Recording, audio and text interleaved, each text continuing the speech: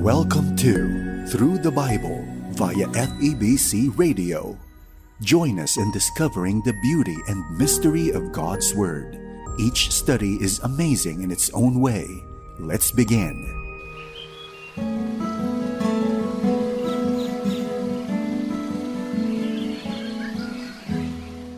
Kung ikaw ang tatanungin, ano ang pinakamatinding kalaban ng lakas?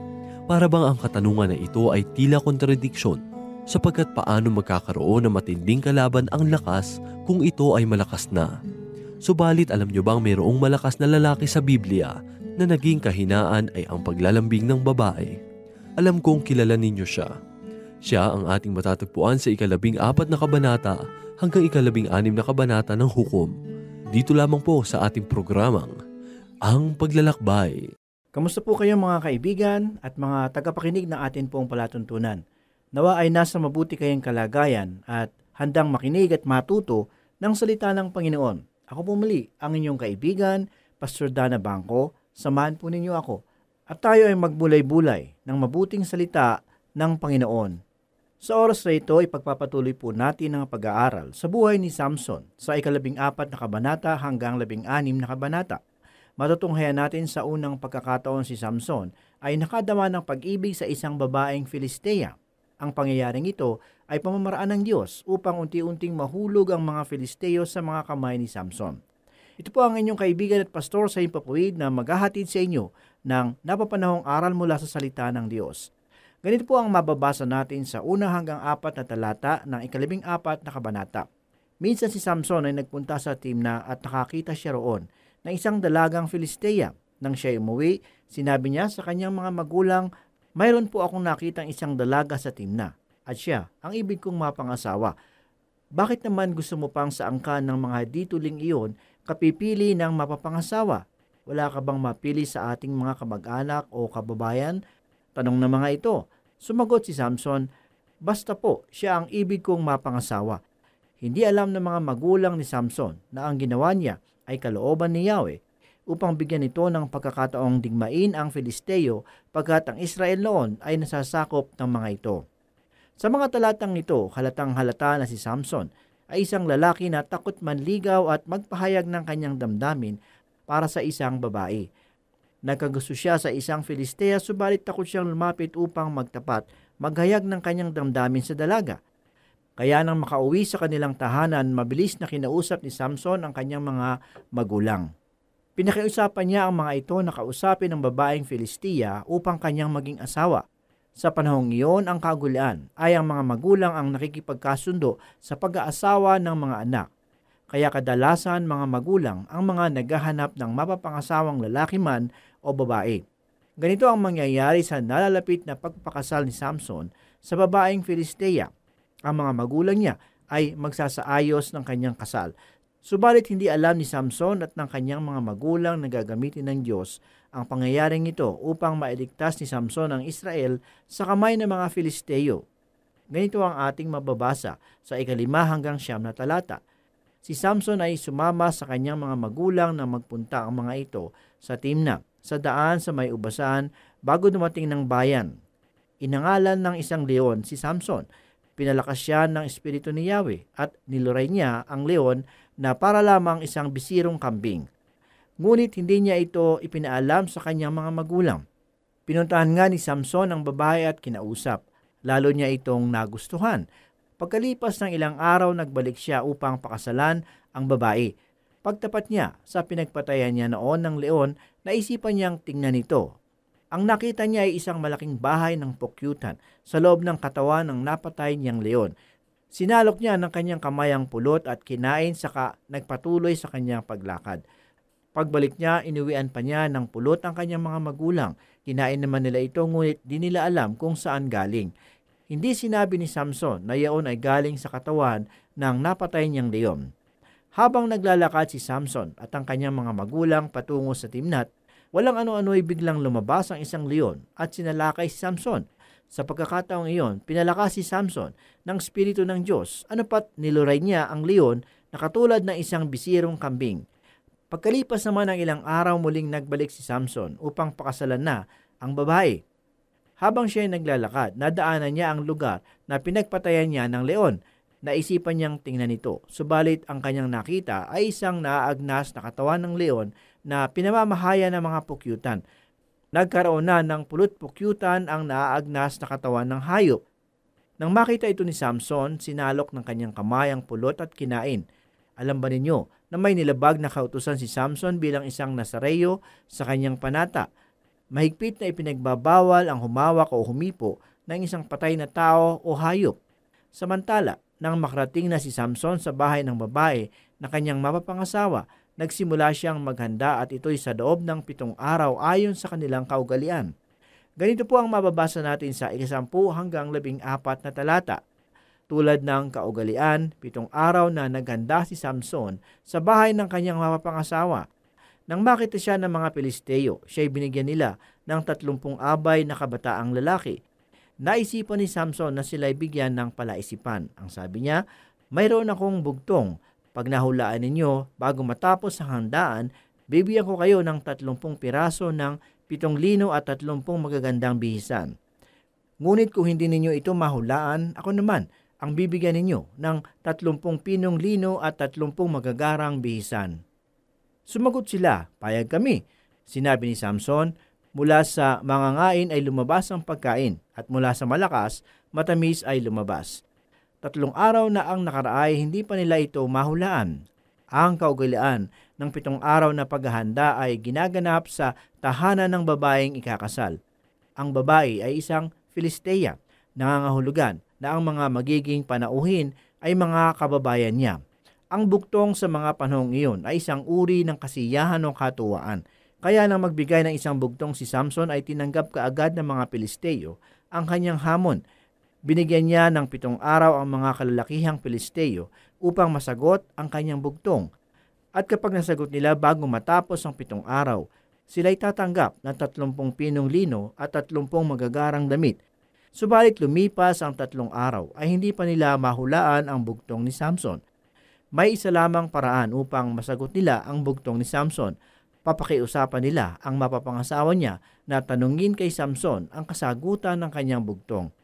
At ito nga ang kanilang ginawa. Ganito ang mababasa natin sa 15 hanggang 18 talata. Nang 4 na araw, sinabi nila sa mapapangasawa ni Samson, gawaan mo ng paraan malaman namin ang sagot sa bugtong ni Samson. Kung hindi, susunugin ka namin at inyong bahay. Inimbitahan ba ninyo kami para paghirapan? Kaya lumapit ang babae kay Samson at tumuluhang sinabi, hindi mo ako talagang mahal. Nagpapahula ka ng bugtong sa aking mga kaibigan, ngunit hindi mo sinasabi sa akin ang sagot. Sumagot si Samson, kung sa aking mga magulang ay hindi ko ito pinaalam, sa iyo pa kaya? Ang babae patuloy ng pag-iyak at pag-amo kay Samson sa loob ng 7 araw nilang handaan. Kaya nang 7 araw, sinabi niya ang sagot sa bugtong dahil sa kapapakiusap nito. Ang sinabi ni Samson ay sinabi naman ito sa kanyang mga kaibigan, at bago dumilim sa 7 araw, ang mga taga-Timna ay nagpunta kay Samson at kanilang sinabi, may tatamis pa ba sa pulot-pukyutan at may lalakas pa ba sa leong matapang? Sinabi ni Samson sa kanila, kung di pa ninyo sinapakat ang aking may bahay, hindi ninyo malalaman kung ano ang kasagutan. Dahil sa pagbabanta ng mga Filisteo sa asawa ni Samson, nalaman nila ang kasagutan sa bugtong. At ito'y hindi nailihim sa pag-iisip ni Samson. Ganoon pa man, tinupad niya ang ipinangako niyang gantimpala sa mga ito. Pumatay siya ng 30 tao sa Askalon at kinuha ang magagarang mga damit nito. Ibinigay niya ang mga ito sa mga kabataang Pilisteo. Dahil sa labis na galit ni Samson sa pangyayari, pinasya niyang iwanan muna ang kanyang asawa at ipagbilin ito sa kanyang abay pandangal. Nang dumating na ang panahon ng tag-ani, dinalaw na muli ni Samson ang asawa. Siya ay may dalang batang kambing para sa babae. Ganito ang mababasa natin sa 15 kabanata sa 1 at 2 talata. Dinagtagal at dumating ang panahon ng anihan. Dala ang isang batang kambing, dinalaw ni Samson ang kanyang asawa, ngunit ayaw siyang papasukin ng biyenan niyang lalaki. Sa halip ay sinabi, akala ko'y hindi mo na siya babalikan, kaya binigay ko siya sa kaibigan mo. Ngayon, kung ibig mo, nariyan ang mas bata sa kanya at mas maganda pa. Siya ang iyong puntahan. Matapos mapawi ang galit ni Samson, muli niyang dinalaw ang asawa at may dalang pasalubong para sa babae. Laking pagkabigla niya nang malamang ibinigay na ng kanyang biyenan ng asawa sa kanyang abay pandangal. Inakala ng biyenang lalaki na hindi nababalikan ni Samson ang asawa at biglang pampalubag loob, inalok ng kanyang biyenan ng isang anak na babae na siya na lang ang maging asawa ni Samson. Subalit hindi ito tinanggap ni Samson. Sa halip, sa labis niyang pagkagalit, pinagbantaan niya ang mga Pilisteo. Ganito ang mababasa natin sa 3 hanggang 8 talata. Sumagot si Samson, "Sa ginawa ninyong iyan, hindi na ninyo ako masisisi sa gagawin ko sa inyo, mga Pilisteo." Dali-dali siyang umalis at humuli ng 300 asong gubat. Pinagkabit niya ito sa buntot ng dala-dalawa at kinabitan ng maliit na sulo. Pagkatapos ay sinindihan niya ang sulo at pinawalan sa triguhan ang mga asong gubat, kaya nasunog na lahat ang trigo. Hindi lamang ang mga naaani na, kundi pati yaong hindi pa naaani. Ganon din ang ginawa niya sa taniman ng olibo.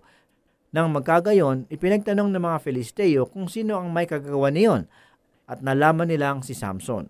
Nalaman din nilang ginawa iyon ni Samson dahil sa asawa niyang ibinigay ng biyenan sa abay na pandangal. Kaya't hinanap nila ang babae at sinunog pati ama nito. Dahil dito, lalong nagalit si Samson. Sinabi niya, "Dahil sa ginawa ninyong ito sa akin, hindi ako titigil hanggat hindi ako nakakaganti sa inyo." Sila'y dinaluhong niya at marami ang kanyang napatay. Pagkatapos, tumakas siya at nagtago sa kuweba ng Itam. Ang unang ginawa ni Samson upang makaganti sa mga Pilisteo ay sinunog niya ang kanilang triguhan at taniman ng olibo. Ginawa niya ito sa pamamagitan ng pagpapakawala ng 300 asong gubat na may nakataling sulo sa kanilang katawan. Nagalit ang mga Filisteo sa ginawa ni Samson. Kaya't bilang ganti, sinunog din nila ang asawa at biyenan ni Samson. Samantala, lalo namang nagalit si Samson sa ginawa ng mga Filisteo, kaya't sa tindi ng kanyang galit, sinalakay niya ang mga Pilisteo at marami siyang napatay. Matapos niyang pagpapatayin ng maraming Pilisteo, nagtago siya sa isang kuweba. Hindi naman tumigil ang mga Filisteo ng paghahanap sa kanya upang pagbayarin sa kanyang ginawa. Ganito po ang mababasa natin sa 14 at 15 talata. Pagdating nila sa Lehi, sinalubong sila ng nakihiyawang mga Filisteo. Ngunit si Samson ay nilukuban ng espiritu ni Yahweh at ang kanyang gapos ay pinatid niya na para lamang marupok na sinulid. May nakita siyang panganang asno, tinampot niya ito at siyang ipinampatay sa 1,000 Filisteo. Sa pamamagitan ng panganang asno, pumatay ako ng 1,000. Sa pamamagitan ng panganang asno, natambak ang mga tao. Samantala, sa 16 na kabanata, magsisimula ang pagbagsak ni Samson sa kamay ng mga Filisteo. Ito'y dahil sa muli niyang pagkagusto sa isang Filistea na si Delilah. Ganito ang mababasa natin sa 1 hanggang 4 na talata.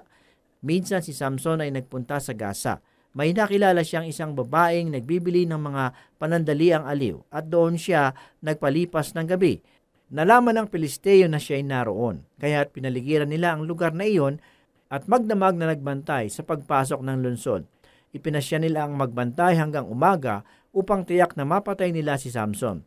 Ngunit nang hating gabi na ay pumunta sa pintuang bayan si Samson, inalis ang pangharang, poste at tarangka. Pinasan niya ang mga ito at dinala sa ibabaw ng gulod sa tapat ng Hebron. Sa kapatagan naman ng Sorek ay may isang dalagang ang pangalay Delilah. Nabighani rito si Samson, palikero babaero. Ito ang hindi magandang katangian ni Samson. Nang siya ay makakilala ng isang babaeng bayaran sa lungsod ng Gaza, ito ay kanyang sinipingan at doon na rin siya nagpahinga. Kaya nang malaman ng mga Pilisteo na siya ay nasa lungsod sa piling ng babaeng bayaran, mabilis nilang sinara ang pintuan ng lungsod upang hindi makalabas si Samson at upang mapatay nila. Subalit ng kalagitnaan na ng gabi, si Samson ay nagpunta sa pintuan ng lungsod. Nang makita niyang nakasara at may tarangka ang pintuan, inalis niya at pinasan at dinala sa ibabaw ng gulod sa tapat ng Hebron. Kung minsan, ako'y napapailing na lamang sa mga paggamit ni Samson ng kanyang kalakasan nang wala sa tamang lugar.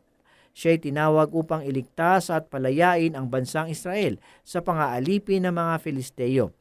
Ito'y sa pamamagitan ng kanyang pambihirang kalakasan. Subalit sa halip na bigyan ng pagpapahalaga ang layuning ito, mas ginamit pa ang kanyang kalakasan sa pansariling kapakanan. Sa 5 talata naman ay sinasabi na nakilala niya si Delilah at siya'y labis na nabighani. Ang pangyayaring ito ang sinamantala ng mga Pilisteo. Hindi sila nagsayang ng panahon at kaagad nilang kinausap si Delilah upang alamin ang lihim ng kalakasan ni Samson. Ganito po ang mababasa natin sa 5 hanggang 7 talata. Nilapitan ito ng 5 pinunong Pilisteo at kanilang sinabi, "Gawan mo ng paraang malaman kung ano ang lihim ng kanyang lakas at ng mabihag namin. Pag nagawa mo iyan, bibigyan ka namin ng tig-100 pilak." Kaya't nang dalawin siya ni Samson, itinanong niya, "Saan ba nanggagaling ang lakas mo? Sakaling may huhuli sa iyo, ano ang dapat gawin para hindi ka makalaban?" Sumagot si Samson, "Pag ako'y ginapos ng 7 yantok na sariwa, hindi na ako makakawala." Sa mga talata na ating binasa, makikita na mas malaki ang paghahangad ni Delilah sa tatanggapin niyang halaga na pilak kaysa kay Samson. Minsan pa, nakakita ng paraan ng mga pinuno ng mga Pilisteo upang mabihag si Samson. Ang pagsisimula ng pabiro niyang sagot sa katanungan ni Delilah tungkol sa lihim ng kanyang kalakasan ay siyang naging pasimula ng unti-unti niyang pagpasok at pagkasilo sa bitag ng mga Filisteo. Hindi lamang isang beses tinanong ni Delilah si Samson tungkol sa pinagmumula ng kanyang kalakasan, nasundan pa ito ng 2 ulit. Kaya't nang muli siyang tanungin ni Delilah tungkol sa kanyang kalakasan, si Samson ay hindi na nakaiwas at sinabi niya ang natatagong lihim. Ganito ang mababasa natin sa 16 hanggang 22 talata. Araw-araw ay iyon ang inuusisa niya kay Samson hanggang sa mainis ito. Kaya sinabi na niya ang totoo. "Alam mo, mula sa pagkabata ay itinilaga na ako sa Diyos. Kahit kailan, hindi pa nasasayaran ng panggupit ang aking buhok. Kaya pag naputol ang aking buhok, hihina akong tulad ng karaniwang tao." Nadama ni Delilah na nagsasabi na ng totoo si Samson, kaya nagpasugo siya sa mga pinunong Filisteo. Ipinasasabi niyang nagtapat na si Samson, kaya maaari na silang magbalik sa Sorek. Nagbalik nga roon ang mga pinuno, dala ang perang ibabayad kay Delilah. Si Samson naman ay pinatulog ni Delilah sa kanyang kandungan. Nang ito'y mahimbing na, tumawag siya ng isang tao at pinagupitan si Samson. Pagkatapos, ginising niya ito at kanyang sinabi, "Samson, may dumarating na mga Filisteo." Nagtangkang bumangon si Samson pagkat akala niya'y makakawala siyang tulad ng dati. Hindi pa niya nalalamang nilayon na siya ni Yahweh. Binihag siya ng mga Filisteo at tinukot ang kanyang mga mata. Siya'y dinala nila sa Gaza, tinalian ng tanikalang tanso at pinagtrabaho sa gilingan ng bilangguan at doon unti-unting humaba uli ang kanyang buhok. Nang maputol na ang buhok ni Samson, kasabay nito ay iniwan na rin siya ng Espiritu ni Yahweh. Ako'y naniniwala na ito ang pangunahing dahilan kung bakit nawala ang kalakasan ni Samson. Tandaan natin na ang lihim ng kanyang kalakasan ay nasa Espiritu ng Diyos. Ang pagkaputol ng buhok ni Samson ay isang katotohanan na siya ay sumira sa kanyang panata sa Diyos. Ngayon nga ay patungo na tayo sa masakit na pangyayari sa buhay ni Samson. Nang siya ay mahuli ng mga Pilisteo, dinukot ang kanyang mga mata, ikinulong siya at pinagtrabaho sa gilingan ng kulungan. Sa mahabang panahon ng kanyang pagkakakulong, muling humaba ang buhok ni Samson. Sa panahong iyon, natutong magpakababa si Samson sa harapan ng Diyos. Samantala, ipinagdiwang naman ng mga Filisteo ang kanilang pagkakabihag kay Samson. Sila'y nagandog at nagdiwang sa ngalan ng kanilang Diyos-Diyosang si Dagon. Ganito ang mababasa natin sa 23 hanggang 25. Minsan nagkatipon ang mga pinunong Pilisteo upang magdiwang at maghandog sa Diyos-Diyosan nilang si Dagon. Sa kanilang pagdiriwang ay umaawit sila ng "Pinagtagumpay tayo ng ating Diyos laban kay Samson na ating kaaway." Nang siya'y makita ng mga taong kayan, ang mga ito'y umawit din ng "Niloob ng ating Diyos-Diyosan na tayo'y magtagumpay laban sa lumupig sa atin at pumatay sa marami nating kasamahan." At sa laki ng kanilang katuwaan, naisipan pa nilang paglaruan si Samson. Inilabas nila ito sa bilangguan at pinatayo sa pagitan ng 2 malalaking haligi. Napakasaklap at anong pait ang sinapit ni Samson sa kamay ng mga Filisteo. Ang naging kalagayan niya ay isang halimbawa ng maraming lingkod ng Diyos. Hindi lingid sa ating kaalaman na marami sa mga mananampalataya ang binigyan ng Diyos ng mga kakayahan sa paglilingkod. Matatalino at maayos ang pang-araw-araw na pangangailangan sa buhay. Subalit katulad ni Samson, marami sa atin ang mahilig makipaglaro sa sanlibutan at naglilingkod sa Diyos.